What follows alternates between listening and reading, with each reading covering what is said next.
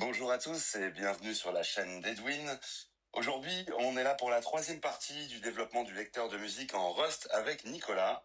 Vous trouverez d'ailleurs les deux premières parties, les deux premiers épisodes sur notre chaîne YouTube. On vous met les liens en description. N'hésitez pas à nous faire des retours, à vous abonner. D'ici là, passez un très bon moment. Salut Nicolas. Bonjour. On avait commencé à coder un lecteur de musique. On avait fait une première partie très rudimentaire. Ensuite, on avait fait une deuxième partie en live qui nous permettait de jouer une piste.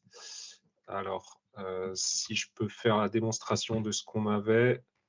Donc, quand on lance l'application, on peut rajouter des pistes. Si on affiche, on a des commandes qui nous permettent d'interagir avec le lecteur. Par exemple, la commande L qui permet de lister les pistes dans la liste de lecture. Donc là, pour le moment, on a une liste vide. Si je rajoute une piste et que j'affiche la liste, là, on voit qu'on a une piste dans la liste. Et si on fait play, le lecteur se lance. Si je peux vous faire écouter la musique, je vais déplacer mon micro près de l'enceinte pour que vous entendiez. Si je relance l'application, que je rajoute une piste, que je mets en lecture, on voit qu'on est bloqué et qu'on ne peut plus rien faire, on ne peut plus interagir avec le lecteur. Peu importe ce que je tape, il ne se passe rien.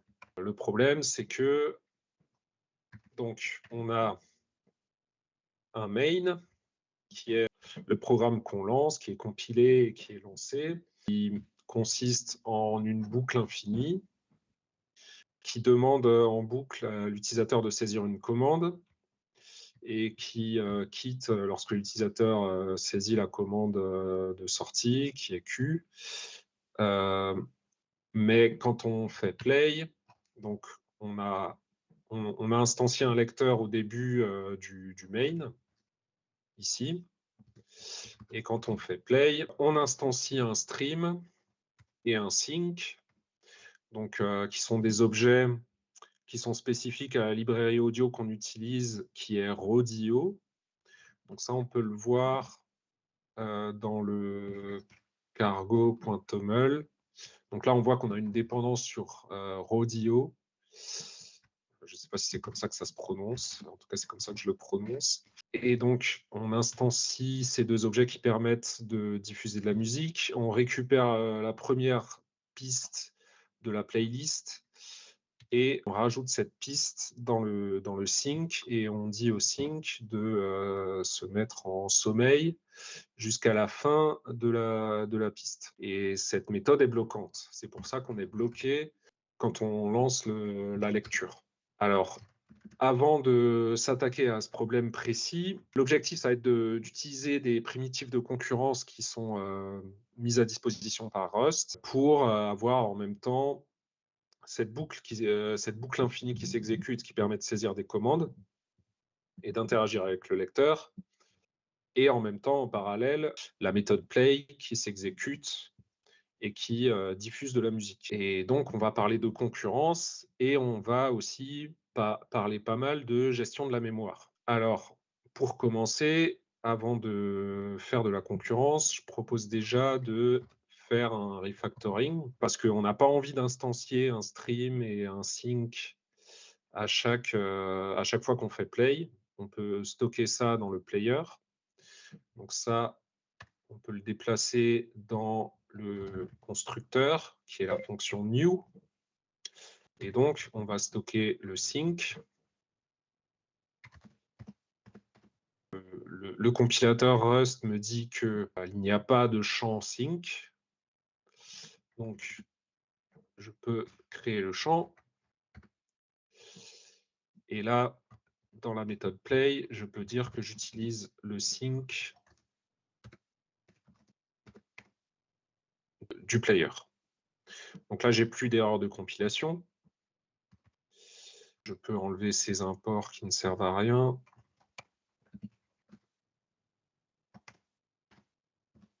Voilà. On peut vérifier que ça fonctionne toujours.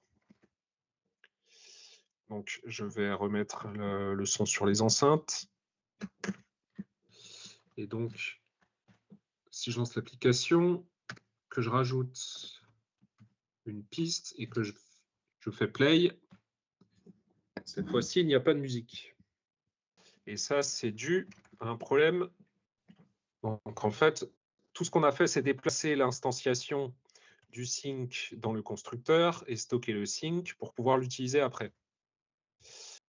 Et malgré tout, on n'a pas de musique. Ça, je vais faire un schéma pour expliquer. Donc, ici, on a le tas. Donc, on a le tas et on a la pile. Donc, au début, dans la pile, on a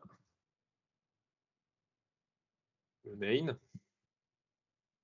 Et ensuite, donc dans le main, on appelle, donc si on regarde le main, on appelle donc la fonction new, donc le constructeur du player. Et c'est là-dedans que le sync est instancié. Donc, quand on va appeler le constructeur, on rajoute un élément dans la pile. Ce nouvel élément instancie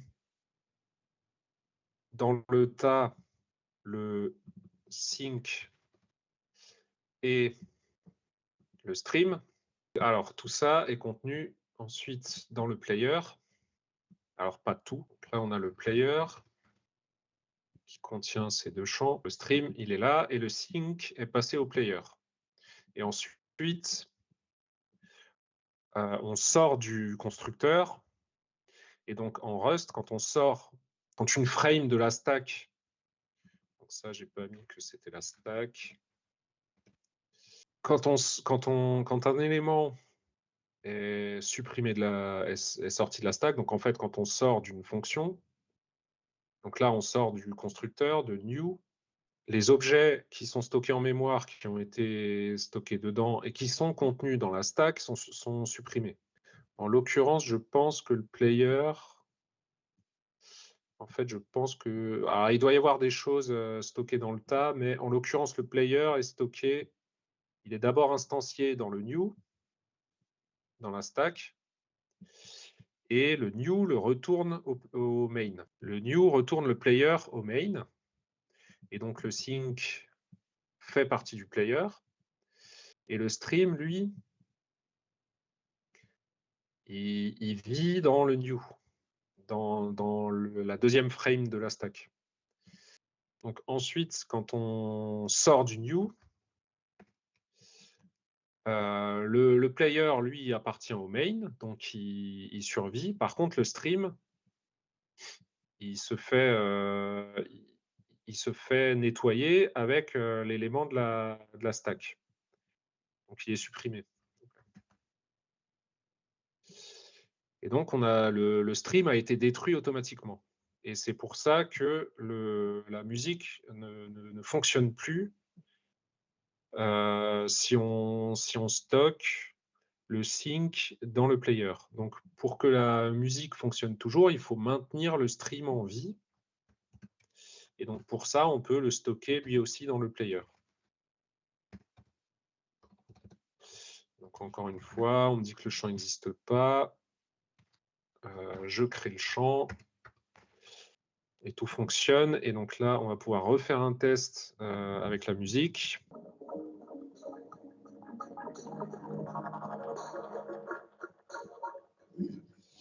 Voilà, donc la musique est à nouveau diffusée.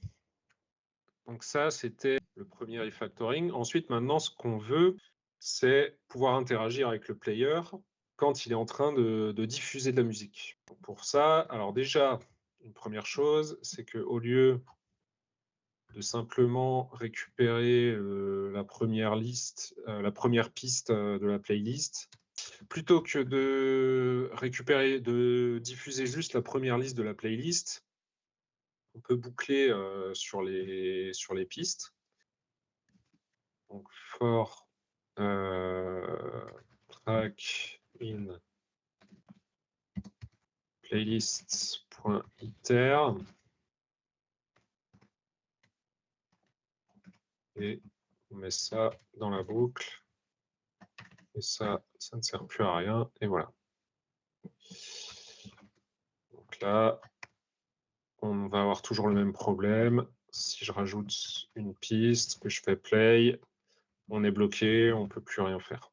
Mais au moins, on boucle sur toutes les pistes de la playlist. Donc pour interagir avec le lecteur pendant qu'il est en train de diffuser de la musique, pendant que le sync est occupé jusqu'à la fin de la piste, c'est-à-dire qu'on veut faire 2 choses en même temps, et faire 2 choses en même temps en informatique, ça s'appelle de la concurrence. Et donc la concurrence, il y a 2 techniques principales pour faire de la concurrence, qui sont soit la programmation asynchrone, soit la programmation parallèle. La programmation asynchrone, c'est possible. Il y a des librairies qui existent. Il y a plusieurs runtimes qui permettent de faire de l'asynchrone en Rust. Moi, celui que je connais, il s'appelle Tokyo. Mais c'est pas ça que j'ai envie de vous montrer là, parce que c'est quand même complexe. Il y a des primitives async await en Rust. C'est pas ça que j'ai envie de vous montrer, plutôt envie de vous montrer comment on fait de la programmation parallèle. Et donc là encore, alors on va utiliser les threads. Donc on va créer 2 threads, ou plutôt on va créer un 2e thread qui sera utilisé quand on exécutera la commande play, donc quand on lancera la lecture de la musique. Traditionnellement, il y a 2 façons de faire de la programmation parallèle. Soit en faisant de la transmission de messages par des canaux. Donc ça, c'est quelque chose qui existe en Rust, qui est en général plutôt favorisé parce que ça permet de s'assurer qu'on n'a pas de bug.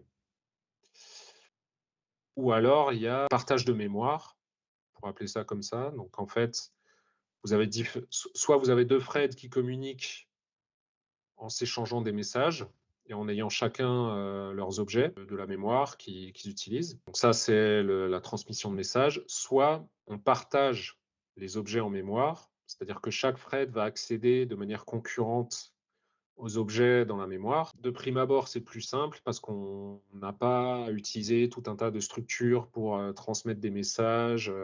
On appelle directement les objets.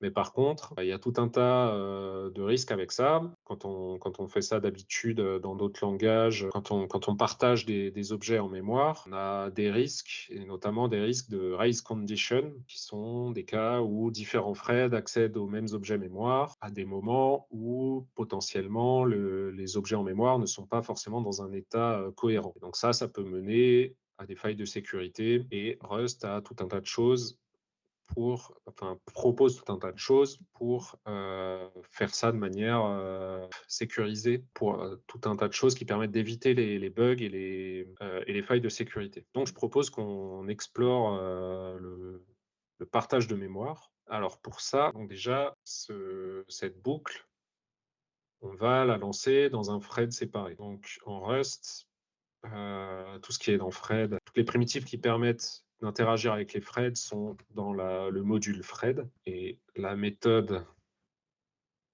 pour démarrer un nouveau thread, c'est spawn. Spawn prend en paramètre une closure, donc une fonction anonyme, une sorte de lambda, quoi. La syntaxe pour une closure, c'est celle-ci. Je ne sais plus si il n'y a pas un autre endroit où j'ai une closure. Là, on n'a pas de paramètres à passer.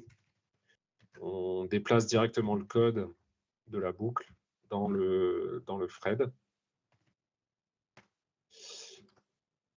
Et voilà. Alors, on a déjà une première erreur. Et l'erreur est assez cryptique. Celle-ci est compliquée à comprendre. Si je me mets dans le terminal, que je fais cargo, même on peut faire run. Là, on a quelque chose d'un peu plus détaillé qui nous explique ici que quelque chose ne peut pas être partagé entre différents threads de manière sécurisée. Et ce quelque chose, c'est étoile mute. Alors, c'est pas très clair.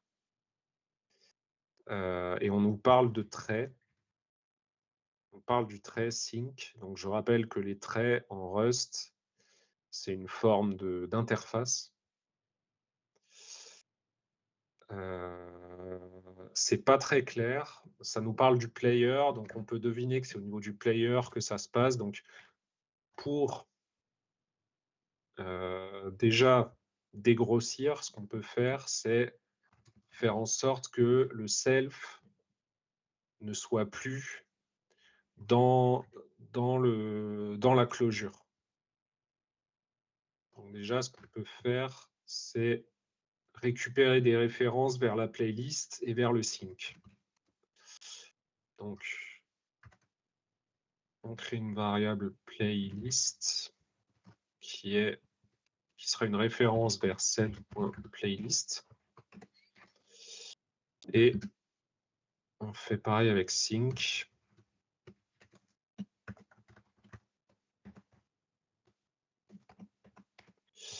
Et comme ça, non, on peut juste supprimer self ici et ici. Voilà. Alors, on a toujours une erreur. Si je reviens ici, que je fais cargo run, on a un message plus intelligible. Alors, ça nous parle de lifetime. C'est un concept que j'ai choisi de laisser de côté pour cette introduction à Rust parce que c'est un concept assez compliqué à expliquer et un peu piégeux. Mais ce qu'il faut comprendre, c'est que, en fait, quand on va lancer, alors on nous dit self escapes the method body here. Ce qu'il faut comprendre, c'est que on prend des références sur self. Donc, on prend une référence sur la playlist, on prend une référence sur le sync qui appartiennent à self, qui appartiennent donc au player, et on les passe dans un thread séparé. Or, le compilateur Rust voit ça et dit mais moi je suis pas sûr que ce thread là il va pas continuer à vivre après que self ait été détruit. Si on reprend les schémas, là en fait ce qu'on a fait quand on a, alors le tas à la limite on peut le mettre de côté, mais ce qu'on a fait quand on a, pour le moment en tout cas, quand on a créé un thread, on a créé une deuxième stack. Chaque thread a sa stack. Là, on pourrait dire stack up main, bien sûr. Et là, on a stack play, on va appeler ça comme ça. Donc, on a une deuxième stack. Dans la stack main, donc on a appelé la méthode play. Et dans la stack play, en fait, on a notre boucle. Enfin, on a spawn, enfin, ouais, là, en gros, on a une fonction anonyme, donc je ne saurais pas trop comment le nommer, mais on va appeler ça la boucle de lecture. Donc, en fait, dans la stack play, on a cette closure-là. C'est ça qui s'exécute dans notre stack play. Et cette boucle de lecture, on lui a transmis des références vers le player. Or, ce que voit le compilateur, c'est qu'il y a un risque que ça se soit détruit. Alors, il s'avère que c'est le main. Donc, si le main est détruit, a priori, le reste du programme est détruit. Mais le compilateur, il ne peut pas le savoir, ça. Lui, il voit une méthode play qui lance un nouveau thread séparé auquel on transmet des références. Et donc, le compilateur dit non, ces références, elles pointent vers un objet qui potentiellement peut être détruit et donc vers une zone de la mémoire qui va être invalide. Et donc, ça, c'est un risque de faille de sécurité, c'est pas acceptable. Donc, plutôt que de transmettre une référence vers un objet qui est possédé par le thread main, ce qu'on voudrait faire, c'est partager la possession de la playlist et du sync entre le main et le thread qu'on a généré.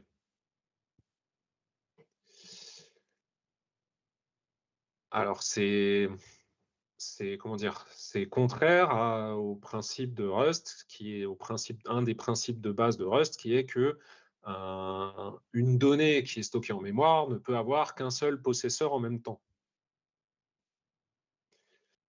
Mais il y a quand même des structures qui nous permettent de partager la possession d'objets. Par exemple,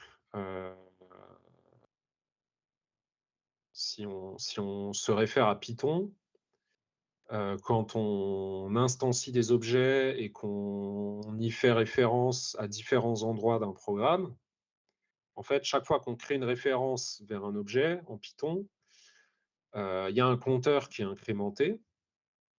Et à chaque fois qu'une référence vers un objet sort du scope et que donc la référence est détruite, le compteur est décrémenté et quand il arrive à 0, l'objet est détruit par le garbage collector de Python. Et c'est la raison pour laquelle on ne peut pas exécuter 2 threads en parallèle en Python. Parce que ce compteur, s'il y a 2 threads qui accèdent, ce compteur de référence, s'il y a 2 threads qui accèdent en même temps, il peut y avoir une race condition. Il peut y avoir un thread qui incrémente le compteur pendant qu'un autre thread l'incrémente aussi. Et du coup, c'est le dernier qui a raison. Et au lieu de passer de 4 à 5, puis de 5 à 6, il peut juste y avoir 2 threads qui le font passer en parallèle de 4 à 5, et alors qu'il aurait dû être à 6, et donc on a un problème. On a un compteur qui est dans un état incohérent. La solution en Python pour résoudre ce problème, ça a été d'interdire à 2 threads de s'exécuter simultanément. C'est ce qu'on appelle le Global Interpreter Lock en Python, ou le GIL, GIL. En Rust, on peut aussi faire du comptage de références. Alors déjà, avant de faire ça, en fait, ce qu'il faut expliquer aussi, c'est que les closures en Rust cherchent toujours à prendre le moins possible possession des objets. Alors là, par exemple, je pourrais faire ça. Là aussi.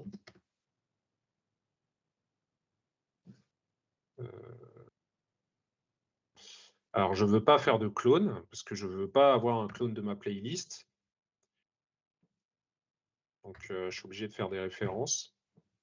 En Rust, la primitive qui permet de faire du comptage de références, elle s'appelle RC.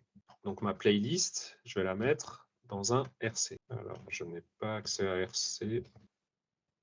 Alors, si je fais comme ça,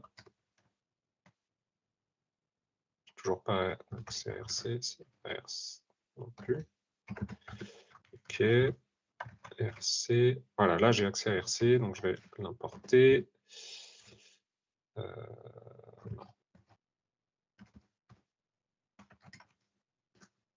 RC.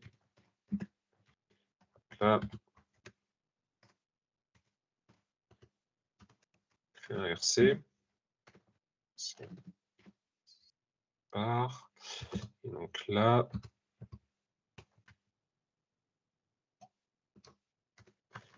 la playlist, en fait, c'est un compteur de référence vers une playlist. Et mon sync, alors, qu'est-ce qui se passe?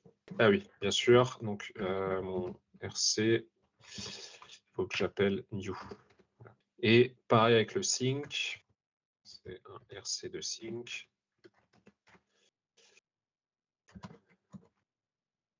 Là, on va faire pareil, le sync. On instancie un RC qui contient le sync. Voilà. Alors là, on a une autre erreur dont on discutera tout à l'heure. Donc là, ce que ça me permet de faire, alors, pour expliquer, les RC, donc référence counter, ils sont créés dans le tas plutôt que d'être, enfin, ils sont stockés dans le tas plutôt que d'être stockés dans la stack. Donc j'ai le, alors là, je vais rajouter la playlist aussi. Donc le player, il a son sync et sa playlist. Et là, j'ai créé un référence counter. Enfin, j'en ai créé un pour la playlist et un pour le sync. Et en fait, ces références counters, ce qu'ils ont de spécial, c'est qu'ils ont... Donc en fait, mon player et mon sync, ils sont plus stockés dans la stack, ils sont stockés dans le tas avec un référence counter qui donc contient un compteur. Et donc ce compteur, en fait, quand je veux partager un objet, je peux faire rc clone.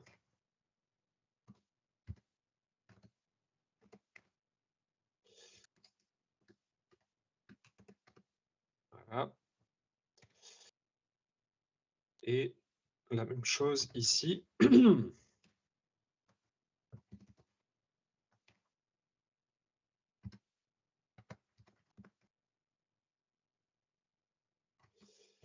Ah oui, et donc là, c'est la référence qu'il faut que je passe, et voilà.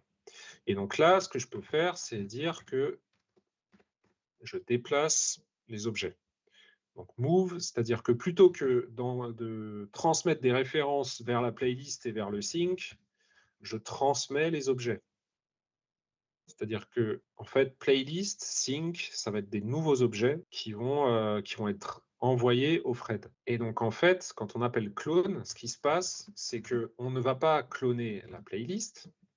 C'est pas ça qui va se passer. En fait, c'est le RC qui va être cloné. Et ce RC, en fait, quand on le clone, tout ce qu'il fait, c'est augmenter, incrémenter son compteur et comme ça, on sait qu'on a une référence de plus vers l'objet. Et grâce au compteur, le compilateur sait que à un certain moment, quand le compteur est arrivé à 0, il peut nettoyer la mémoire. Mais j'ai toujours une erreur. Si je viens là, je fais cargo run, on a une erreur qui ressemble à ce qu'on avait tout à l'heure, à savoir que il me dit que l'objet ne peut pas être partagé entre différents threads de manière sécurisée. Et en fait, ça rejoint ce que je disais sur Python, c'est-à-dire que le compteur de référence, il est lui aussi sujet à des race conditions. Donc, on a le même problème qu'en Python. Si on essaye de décrémenter ou d'incrémenter le compteur de différents threads, si ce n'est pas synchronisé correctement, on peut se retrouver avec un compteur qui est dans un état incohérent et donc avoir une race condition, et donc avoir des failles de sécurité. L'objectif premier de Rust, c'est de nous permettre de développer du code compilé en langage machine sans faille de sécurité. Donc, le compilateur lui-même voit que du fait de la concurrence, du fait qu'on a différents threads en parallèle, le compilateur est capable de nous prévenir qu'on a un risque de race condition. Et alors, comment il voit ça? Il voit ça parce que l'objet RC, en fait, quand on transmet un objet dans un thread, cet objet, il y a une contrainte qui est qu'il doit implémenter un trait qui s'appelle send. Si l'objet en question n'implémente pas le trait send, alors l'objet ne peut pas être transmis d'un thread à un autre. La plupart des objets en Rust, sauf cas précis, la plupart des objets en Rust peuvent être transmis d'un thread à un autre, mais RC, non, parce qu'il n'implémente pas send. Il y a un cousin du RC qui s'appelle ARC. Donc le A en plus par rapport à RC veut dire atomique. C'est-à-dire qu'il implémente des primitives qui permettent de se prémunir, de faire en fait, il implémente des sortes de... Enfin, les primitives qu'on connaît en concurrence, qui sont les sémaphores, les mutex et les choses comme ça. Donc si j'utilise un ARC, alors, est-ce qu'il... Non, il ne le trouve pas. Si je fais ça, voilà, ça il l'a trouvé. Donc là, j'ai un compteur de référence atomique. Donc Rust me garantit que je n'aurai pas de race condition quand j'utilise un compteur de référence comme ça. On peut se demander pourquoi il y a des compteurs de référence qui ne sont pas atomiques. En fait, c'est tout simplement parce que quand vous rendez un objet atomique, vous avez une pénalité en termes de performance.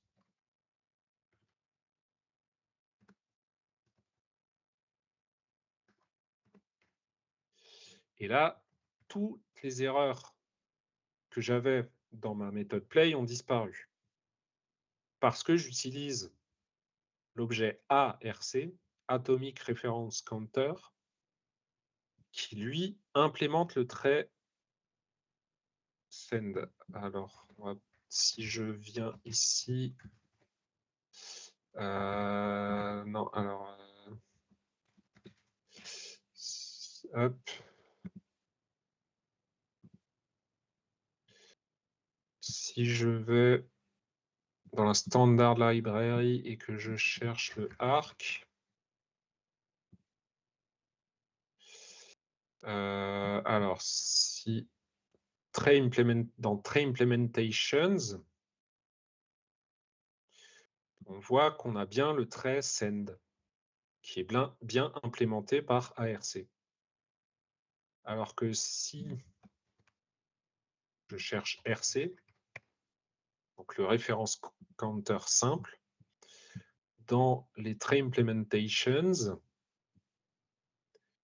il n'y a pas le trait send.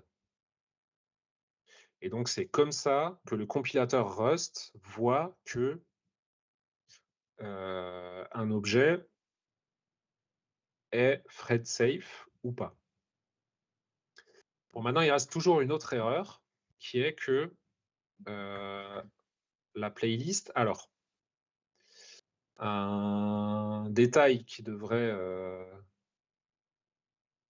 comment dire, vous surprendre, c'est que on peut directement, on a une playlist qui est de type ARC, et pourtant, je peux appeler toutes les méthodes que de la classe vector. Par exemple, collect, non, join par exemple. Voilà, j'ai la méthode join, alors que la méthode join n'existe pas sur ARC. Comment c'est possible? En fait, ARC implémente un autre trait qui est le trait déref, c'est-à-dire déréférence. Donc, quand on déréférence un ARC, ce qui se passe, c'est que l'objet délègue le déréférencement à l'objet qui stocke. Donc là, il va déléguer le déréférencement à playlist et sync va déléguer le déréférencement au sync qui est contenu dans le ARC. Et donc, on peut, là aussi, pareil pour sync, appeler append ou slip.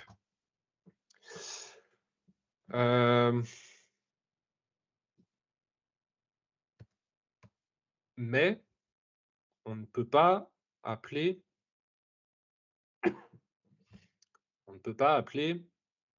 une méthode qui mute l'objet.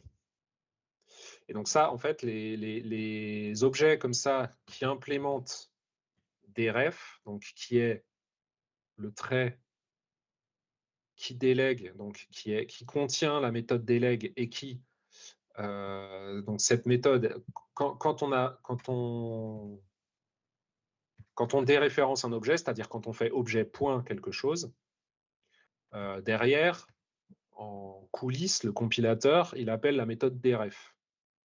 Donc un objet qui implémente le trait deref et qui implémente la méthode du coup deref, en Rust, on appelle ça un smart pointer, un pointeur intelligent. Donc c'est les objets qui implémentent deref et qui implémentent drop, parce que ce qui se passe, c'est qu'ils sont capables de déréférencer un objet et ils sont capables de nettoyer la mémoire. Drop, c'est ça que ça fait, ça nettoie la mémoire.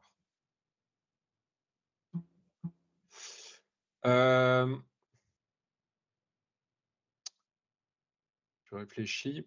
Donc, néanmoins, on ne peut pas appeler une méthode qui mute l'objet. Donc, ce qu'on veut faire, c'est récupérer une référence mutable vers l'objet. Arc ne permet pas de récupérer une référence mutable. Pour ça, on a... En fait, ce qu'on veut, c'est pouvoir rajouter des objets à la playlist dans un thread, pendant que dans l'autre thread, on fait play. Donc là encore, ce qu'on voit, c'est qu'on a un objet auquel on veut accéder et même qu'on veut modifier de manière concurrente. Pour pouvoir faire ça, il faut, là encore, utiliser des primitives qui nous permettent d'éviter les race conditions. Une des primitives connues depuis longtemps dans la concurrence, c'est le mutex. Donc on va mettre un mutex, on va mettre le... Alors là, évidemment, il n'est pas capable de me l'importer. Est-ce que si je fais ça... Non, ok. On va mettre là, mutex, voilà. J'ai un port. Donc là, je peux créer un mutex.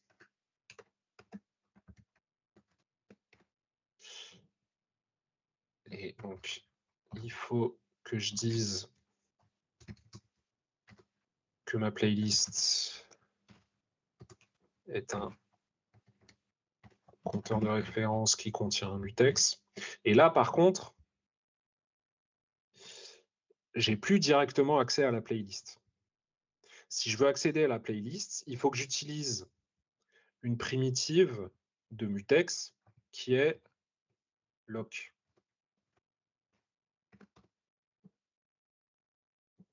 Ah oui, et unwrap. Parce que le lock peut mal se passer. Donc le mutex, c'est une barrière qui permet d'accéder à un objet. Si quelqu'un est déjà en train de se servir de l'objet, j'attends mon tour.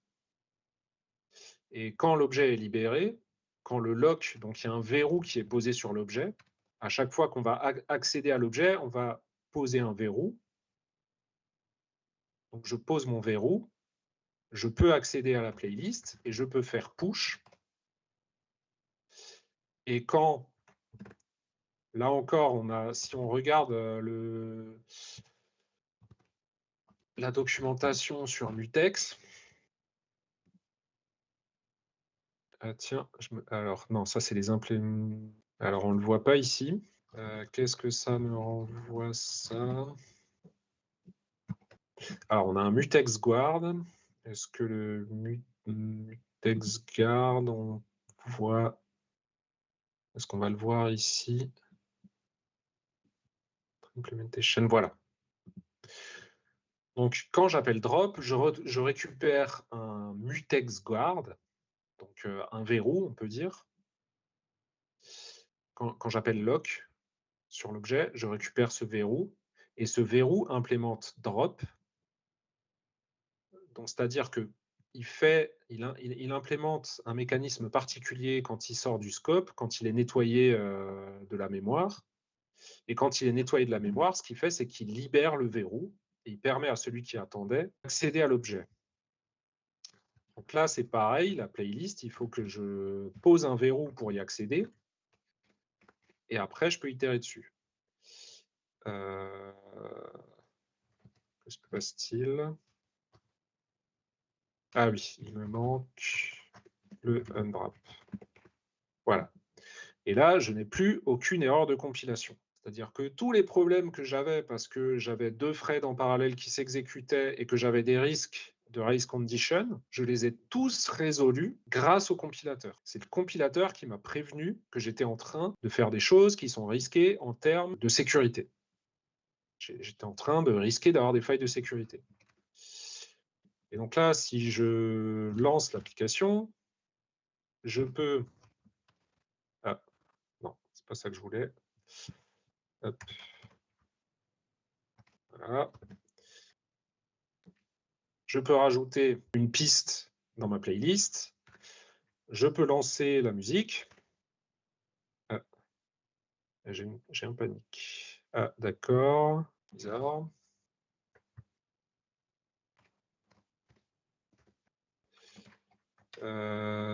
Hop. Voilà. Donc là, on a un progrès qui est que j'ai lancé la lecture de la musique et en parallèle, je peux continuer à interagir avec le lecteur. Bon, la playlist ne s'affiche pas très bien, il faudra arranger la méthode d'affichage, mais on voit qu'on peut interagir. Et si je rajoute une deuxième piste, là, on voit qu'on est à nouveau bloqué. Pourquoi est-ce qu'on est à nouveau bloqué? On est bloqué parce que on a posé un verrou sur la playlist dans notre boucle de lecture.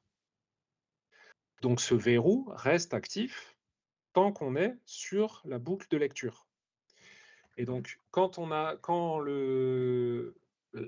la commande enqueue est exécutée, elle-même essaye de poser un verrou. Mais le verrou est déjà posé par la boucle de lecture.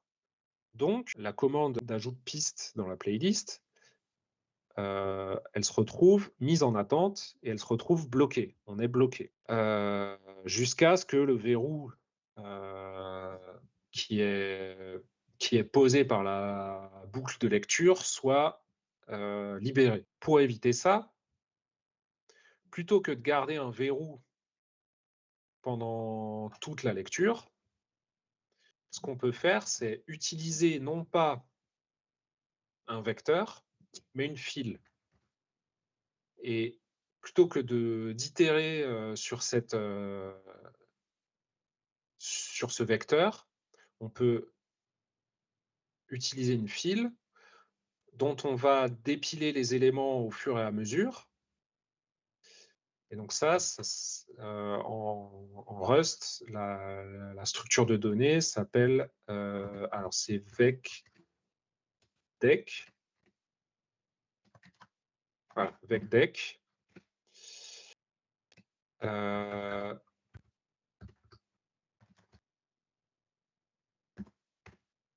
là, on instancie un vecdeck.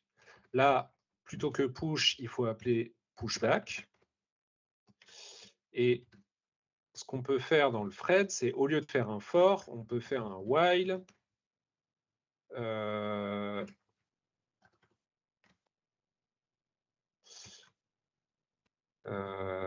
Ouais.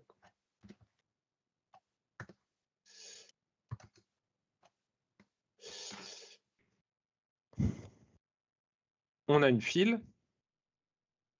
Et donc là, ce qu'on veut voir, c'est si la file est vide.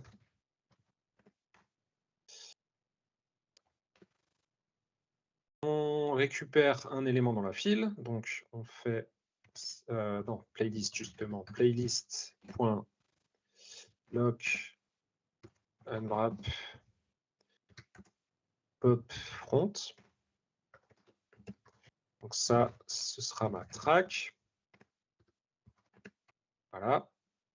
Et ça, je peux exécuter. Enfin, je peux lire cette track. Alors, que me manque-t-il? Ah oui, là, unwrap aussi. Alors, il faudrait gérer correctement le cas où la file est vide.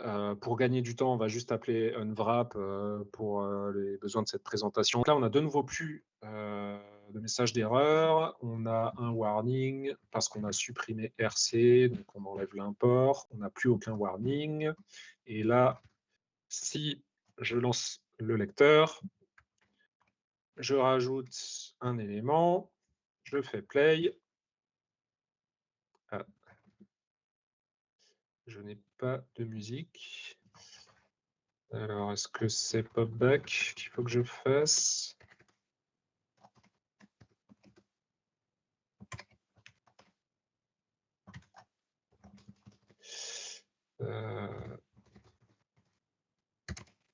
Non, il n'y a pas de musique qui sort.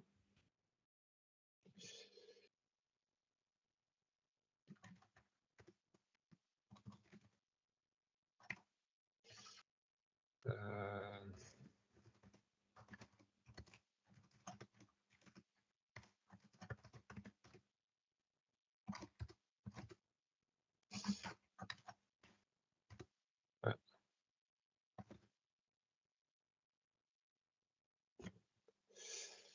Ok.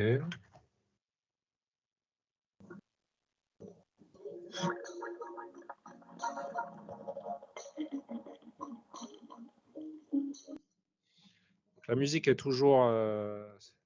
La musique se joue toujours. Si je rajoute un élément à la playlist, le lecteur est toujours disponible. Si je fais L, alors on voit qu'il y a un élément. Et si je rajoute une autre track et que j'affiche la liste de lecture, là on voit qu'on a deux pistes dans la liste de lecture. Et voilà, le lecteur est toujours. On peut toujours interagir avec lui, il est toujours disponible. On n'est pas bloqué par un lock. La différence, c'est que le lock est nettoyé dès que le compilateur voit que le lock n'est plus utilisé. Parce qu'en fait, quand on pop, avant, ce qu'on faisait, c'est que on récupérait un élément qui était toujours dans la playlist. Donc, le lock était toujours actif parce qu'on avait toujours une référence qui venait de la playlist. Là, quand on fait pop, l'élément sort de la playlist. Il n'est plus contenu. Donc, le lock peut être libéré. Et donc, ce qu'on voit, c'est que on a évité, grâce au système de typage et grâce au système de possession, d'ownership de Rust, on a évité des race conditions, on a évité des failles de sécurité grâce au compilateur. mais on n'évite pas les bugs de concurrence qui peuvent eux aussi survenir, comme, par exemple, les deadlocks. Là, on n'avait pas tout à fait un deadlock parce qu'on avait un thread qui attendait sur l'autre, mais l'autre n'attendait pas, on n'avait pas quelque chose de cyclique. On avait juste un thread qui attendait sur l'autre. Mais bon, c'est quand même un bug, on a quand même un thread qui est bloqué alors qu'on ne veut pas qu'il soit bloqué. Donc, je trouve ça intéressant de voir que on peut éviter la gestion, incohérente de la mémoire qui mène à des failles de sécurité, mais on ne peut pas éviter certains bugs courants de concurrence. Ça reste à notre charge. Voilà, j'en ai fini, avec cette présentation. On a donc un lecteur de musique à peu près fonctionnel, mais rudimentaire. Heu, je pousserai le code de du lecteur, sur un repository et puis, je propose qu'on mette, le lien vers le code, dans la description de la vidéo qui sera publiée. Eh bien, merci beaucoup Nicolas pour ces explications. On arrive enfin au bout de ce projet de développement de lecteur de musique en Rust. Vous retrouverez bien sûr les 2 autres épisodes sur notre chaîne YouTube dans la même playlist. On vous met le lien en description. N'hésitez pas à vous abonner si le sujet vous a intéressé et à nous laisser des commentaires pour nous indiquer les autres sujets que vous souhaiteriez que nous traitions dans les prochains épisodes. On vous dit à bientôt, passez une bonne soirée.